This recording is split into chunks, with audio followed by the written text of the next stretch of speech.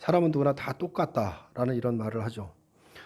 사람은 사람일 뿐이다라는 것입니다. 근데 세상 사람들은 사실 사람을 똑같게 생각을 하죠.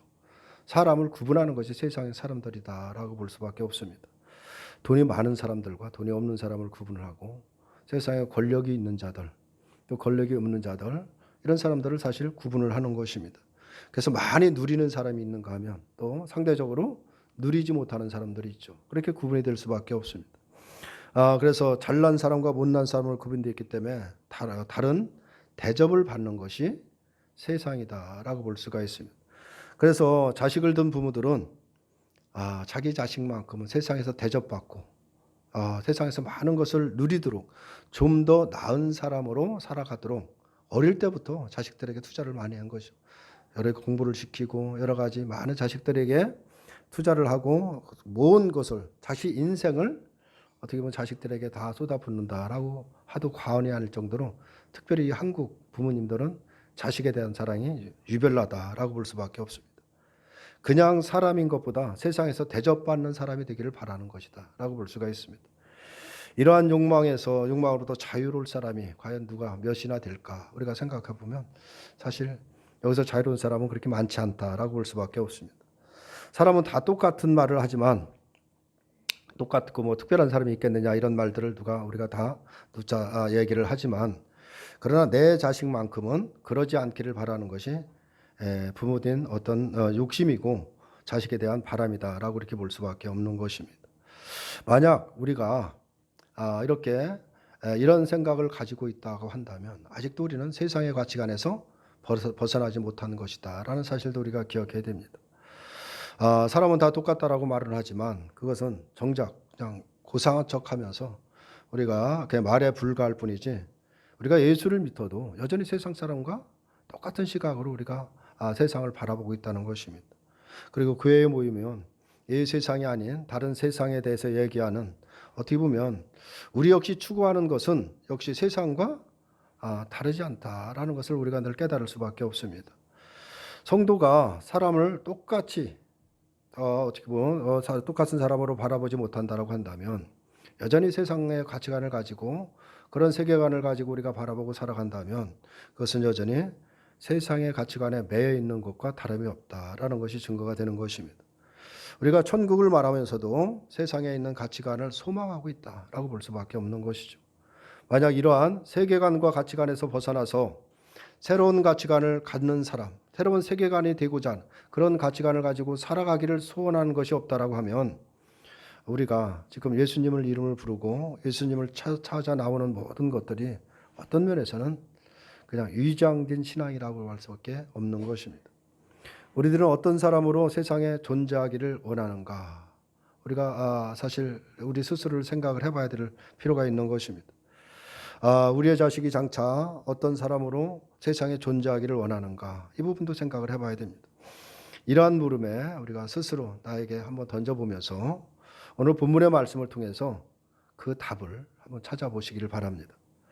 마태복음에 나오는 이 족보라는 것이 예수님의 족보가 있습니다. 오늘 본문 말씀 앞에서 이 족보에 대해서 쭉 설명을 합니다.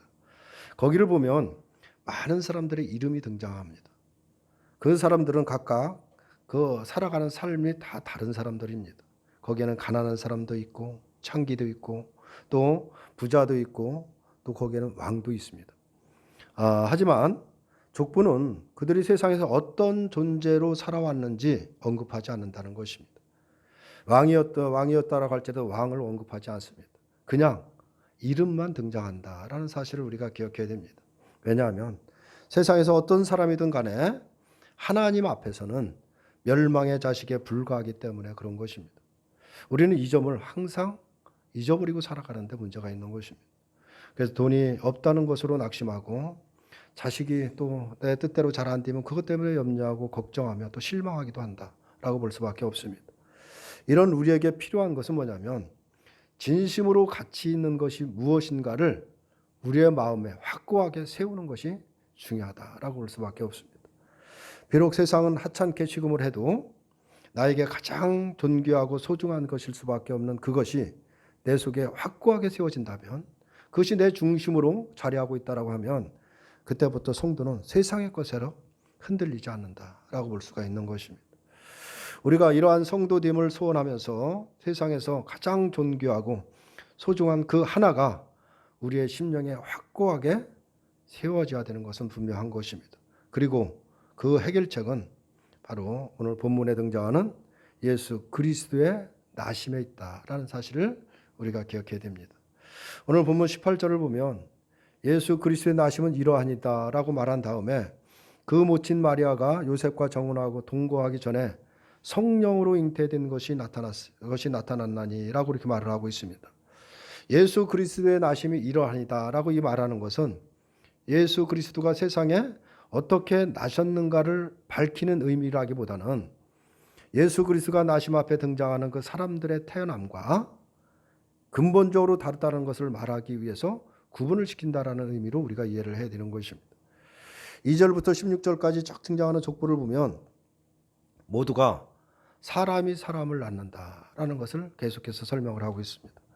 사람의 낳음이 계속해서 바로 이어지고 있는데 이것을 사람은 여기에서 벗어날 수가 없는 것입니다. 그와 함께 사람이 또한 벗어날 수 없는 것이 있는데 그것은 뭐냐면 사람이 사람으로 태어나면 거기서 벗어날 수 없는 것이 창세기 2장 17절에서 나오는 선악을 알게 하는 나무의 열매를 먹지 말라 네가 먹는 날에는 반드시 죽으리라 하시니라 라는 이 말씀 아래 다시 말해서 아담의 불순종 아래 태어난 모든 인간은 바로 죽음을 안고 태어난다라는 것입니다. 죽음이라는 저주를 안고 태어나는 단지 육체에 불과한 존재라는 사실인 것입니다. 여기서는 어떤 인간도 벗어날 수가 없는 것입니다. 성도는 인간의 이러한 본질의 문제를 늘 간과해서는 안 된다라는 사실인 것입니다. 세상에서 어떤 사람이 된다라고 할지라도 모든 권력을 가지고 있고 세상에서 남들이 부러워하는 모든 부를 다 쥐고 있다라고 할지라도 결국은 죽음이라는 이 저주에 붙들린 존재에 불과하다라는 사실을 놓쳐서는 안 되는 것입니다. 사람이 사람을 낳는 역사는 계속 되지만은 결국 그것은 죽음이라는 저주에 이어지는 역사에 불과하다라는 사실인 것입니다. 그런데 이러한 역사 속에 하나님은 저주에서 벗어날 길을 계획하시고 또 그 계획을 약속이라는 방식으로 세상에 나타나셨습니다. 그리고 그 약속의 성취로 바로 예수 그리스도가 오셨다는 사실인 것입니다. 사람이 사람을 낳는 세상에 성령으로 나신 예수님이 이 땅에 오신 것입니다. 중요한 것은 예수님이 성령으로 나셨다는 것, 성령으로 나신 것이 우리에게 무엇을 의미하느냐라는 것입니다. 이 부분을 우리가 깨닫는 것이 중요한 것입니다. 예수님이 성령으로 잉태됐다라는 것은 어떤 기독교를 어떤 신비한, 특별히 신비화시키거나 다른 종교보다 우월하다라는 것을 보여주기 위함이 아니라 전혀 새로운 사람이 등장한다라는 것을 의미하고 있는 것입니다. 말씀드린 대로 세상은 사람으로부터 난 사람만 존재하는 것입니다. 그것이 세상인 것입니다. 그런데 예수님의 오심으로 인해서 사람이 아닌 성령으로 난 전혀 다른 사람이 존재한다라는 것을 말하고 있는 것입니다. 이것은 단지 예수님은 우리와 다르다라는 것을 의미하기보다는 예수님을 보내셔서 우리를 어떤 사람으로 만들고자 하시는가를 의미하는 것으로 우리가 이해를 해야 되는 것입니다. 로마서 8장 5절에서 6절을 보면 이런 말씀이 있습니다. 육신을 따르지 않고 그 영을 따라 행하는 우리에게 율법의 요구를 이루어지게 하심이니라. 율법을 따르는 자는 육신의 일을, 영을 따르는 자는 영의 일을 생각하나니 라는 말씀을 하고 있습니다. 육신의 생각으로 사는 자는 결국 사망에 이를 수밖에 없는 것입니다. 문제는 바로 사람이 낳은 사람, 다시 말해서 육신을 입은 육신은 육신의 생각을 할 수밖에 없다라는 것입니다. 거기서 벗어날 수 없는 것입니다. 육신이 영의 생각을 할 수가 없다라는 것이죠. 그러므로 무조건 우리는 그냥 영의 생각을 하자라고 해서 영의 생각을 할 수 있는 것이 아닌 것입니다. 영의 생각은 영의 사람에게만 바로 자연히 하게 되는 것이기 때문에 그런 것입니다.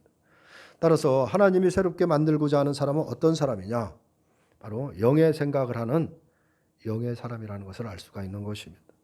이들이 바로 요한복음 1장 13절에서 말하는 요한복음 1장 13절을 보면 이는 혈통이로나 육정으로나 사람의 뜻으로 나지 아니하고 오직 하나님께로부터 난 자들이다 라고 이렇게 말씀을 하고 있습니다. 여기서 말씀하는 것처럼 하나님께로 난 자들, 하나님께로 난 새로운 사람이다라는 것을 말하고 있는 것입니다. 그 사람이 영의 사람이라는 것을 말하고 있습니다. 천국은 이처럼 사람이 아닌 하나님께로 난 사람만, 다시 말해서 영의 사람에게만 허용되는 것이다 라는 것을 말씀을 하고 있는 것입니다. 요한복음 3장 3절을 보면 예수님은 니고데모에게 하는 말씀이 있죠. 진실로 진실로 내게 이르노니 사람이 거듭나지 아니하면 하나님의 나라를 볼 수 없느니라 라고 말씀을 하고 있습니다. 육으로 난 육으로는 하나님의 나라에 들어갈 수 없다라는 것을 말씀을 하고 있는 것입니다. 성령으로 새롭게 거듭나지 않으면 들어가지 못하는 곳이 뭐냐? 거기서 하나님의 나라, 천국이라는 것을 말씀을 하고 있습니다. 이런 말씀들을 우리가 생각해 보면 예수님이 성령으로 나셨다라는 것을 바로 육으로 난 우리의 새롭게 태어남과 무관하지 않다는 것을 말씀을 하고 있는 것입니다. 그러면 이러한 말씀 앞에서 사람이 낳은 사람으로, 다시 말해서 육체로 존재하면서 어떤 성공을 이루고 어떤 위대한 사람이 될 것은, 또 세상에서 많은 권력을 갖는들 그게 무슨 의미가 있겠느냐라는 것입니다. 비록 세상으로부터 환호를 받고 그 이름을 높임을 받는다라고 할지라도, 세상에서 남들이 다 부러워하는 그런 존재라고 할지라도 결국 영원히 사망에 처할 바로 육의 이름에 불과하다라는 사실인 것입니다. 성도는 이것을 놓쳐서는 안 되는 것입니다. 이 부분을 항상 마음에 담고 살아야 되는 것입니다. 이것을 놓치기 때문에 세상에서 바로 세상 사람처럼 육신의 이름을 높이고 세상에서 모든 것을 마음껏 누리며 살아가고 남들이 다 존경하는 그런 위치에 있기를 바라는 그런 마음을 버리지 못하고, 이로 인해서 실망과 낙심과 함께 염려와 근심과 늘 불안해서 벗어나지 못하고 살아간다라는 사실을 우리가 기억해야 됩니다. 21절을 보면 아들을 낳으리니 이름을 예수라 하라. 이는 그가 자기 백성을 그들의 죄에서 구원할 자이심이라 하니라라고 말씀을 합니다. 이 말씀을 통해서 우리는 하나님이 예수님을 이 세상에 보내시고자 하신 그 일이 무엇인가를 분명히 알아야 된다라는 것이죠. 그것은 다른 것이 아니라 자기 백성을 죄에서 구원하기 위해서다라는 것을 분명히 말씀을 하고 있습니다. 인간은 무슨 수단과 방법을 동원한다라고 할지라도 스스로의 힘으로는 죄에서 벗어날 수가 없는 것입니다. 본성적으로 죄를 싫어하는 것이 아니라 인간은 본성적으로 죄를 좋아하기 때문에 그런 것입니다. 그런데 예수님이 오셔서 자기 백성을 죄에서 건지시는 것입니다. 이것이 바로 예수님의 능력이고, 성도는 이 능력에 의해서 죄에서 건짐받고 죄 없는 자로 여김받게 된다는 것입니다. 그러니 성도에게 예수님은 소중하고 존귀할 수밖에 없는 것입니다. 예수님의 이름이야말로 성도가 가장 높여야 할 이름이어야 된다라는 것입니다. 그런데 우리가 어떻게 우리 자신의 이름, 또 육신의 이름을 위해서 살아갈 수 있겠느냐라는 것입니다. 진정으로 예수 그리스도가 어떤 분이신지를 알고 예수님이 나에게 어떤 은혜를 베푸는가를 우리가 깨닫는다라고 하면, 내 힘으로 할 수 없는 도저히 방법 없는 나를 그 죄의 구렁텅이에서 영원한 사망에서 우리를 생명의 세계로 우리를 이끌어 주시기 위해서 이 땅에 오신 예수님이라고 한다면 어떻게 그 이름을 우리가 소홀히 할 수 있겠느냐라는 것입니다. 우리의 이름이야 세상에서 어떤 취급을 받던 우리의 죄에서 건지신 그 일에 순종하기 위해서 십자가에 죽으신 것을 거부하지 않으시고 온갖 고통을 당하시고 바로 십자가에 죽으심으로 인해서 우리를 죄에서 건지신 그 예수님의 이름을 우리가 날마다 높이고 자랑해야 되지 않느냐라는 것입니다. 그리고 그것이 우리의 최고의 기쁨이 되어야 되지 않겠느냐라는 것을 말하고 있는 것입니다. 우리가 예수님께 마음이 있고 예수님을 존귀한 분으로 여긴다라고 한다면 진심으로 이러한 성도로 존재하기를 날마다 소원해야 되는 것이 마땅하다라고 볼 수밖에 없는 것입니다. 성도가 예수님이 아닌 다른 것을 기댈 이유는 없는 것은 부모나 남편이나 자식, 또 아내, 친구, 형제, 심지어 자신마저도 자기 속 깊은, 우리의 내면에 깊이 자리하고 있는 그 갈급함과 공허함을 메워줄 수 있는 것은 아무것도 없기 때문에 그런 것입니다. 어떤 훈련과 노력으로도 인간의 속에 끊임없이 솟아나는 탐욕과 죄성을 다스릴 수가 없는 것입니다. 그건 우리의 힘으로 될 수가 없는 것입니다. 이것으로 맺을 수 없는 바로 최선의 결과는 뭐냐면 나라는 존재 모두가 구제불능으로 도저히 방법이 없는 상태라는 것을 철저히 깨닫는 것밖에 없는 것입니다. 도저히 내 힘으로는 안 된다라는 것을 철저하게 깨달을 때 바로 나라는 존재가 어떤 것인가를 깨달을 때 바로 우리가 주님의 이름을 높일 수가 있고 주님을 바라볼 수가 있는 것입니다. 그리고 그러한 나를 죄에서 건지신 예수님의 그 십자가의 능력을 믿을 뿐이고 그러한 나 같은 자를 부르셔서 능력 아래 있게 하신 그 하나님의 사랑에 늘 감사하며 살아갈 수가 있는 것입니다. 이것이 육이 아닌 영으로 새롭게 태어난 하나님의 사람이다 라고 볼 수가 있는 것이죠.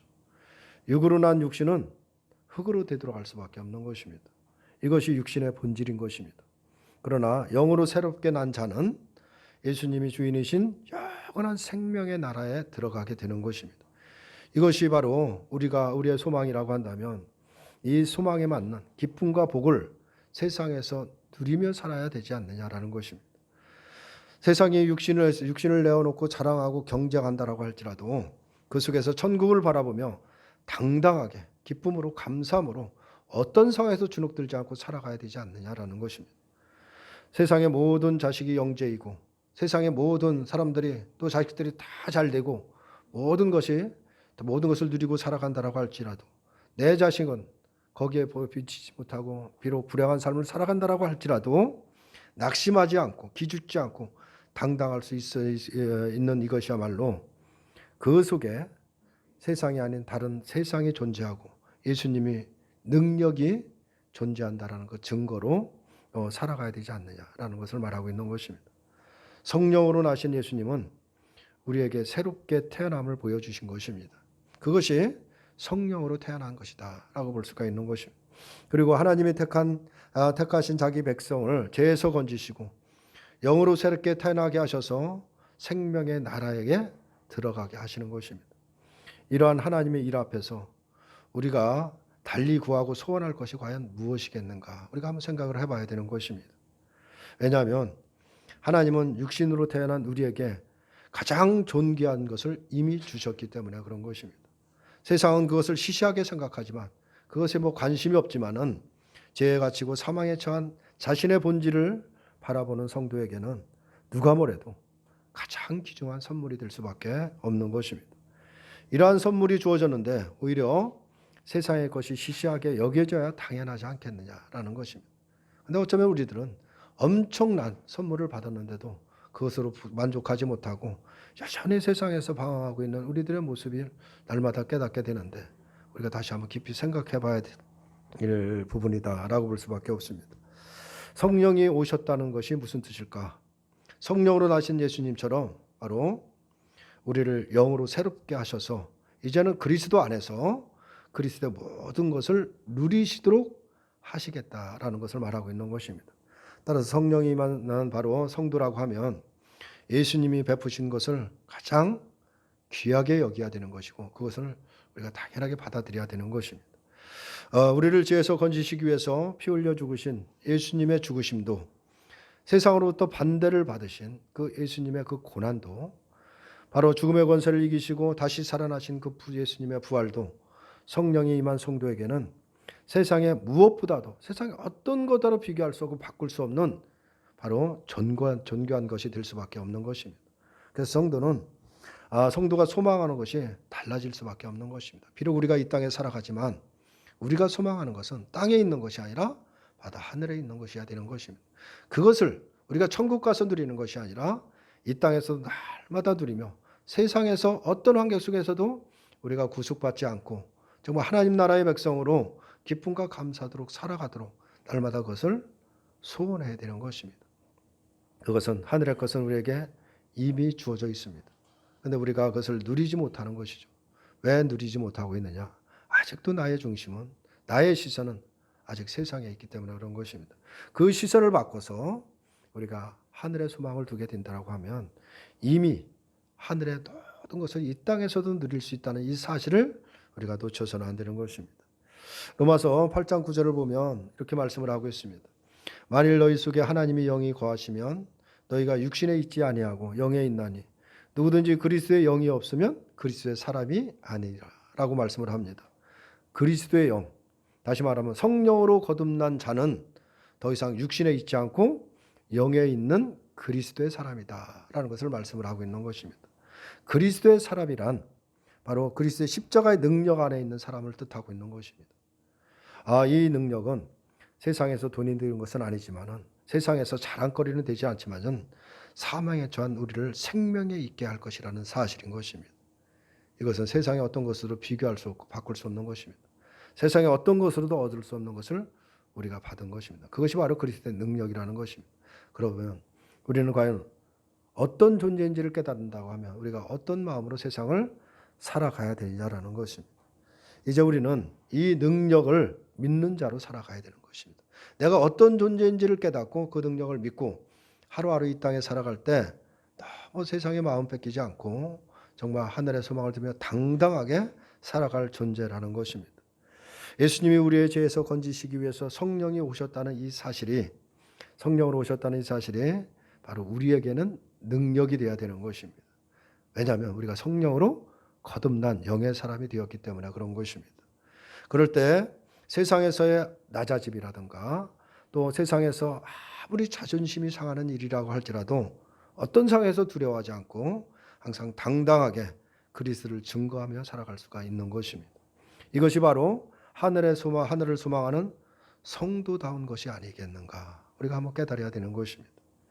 육신으로 난 자가 영의 사람으로 새롭게 난다라는 것은 기적의 사람이 되었다는 뜻인 것입니다. 기적 중의 기적이 우리가 새로운 영을 받아 거듭났다는 사실인 것입니다. 이것이 기적 중의 기적인 것입니다. 기적의 사람답게 바로 참된 기적이 무엇인가를 증거하는 바로 영의 사람으로 살아갈 수가 있기를 바랍니다. 우리 모두에게 이 은혜가 있기를 바랍니다. 기도하겠습니다.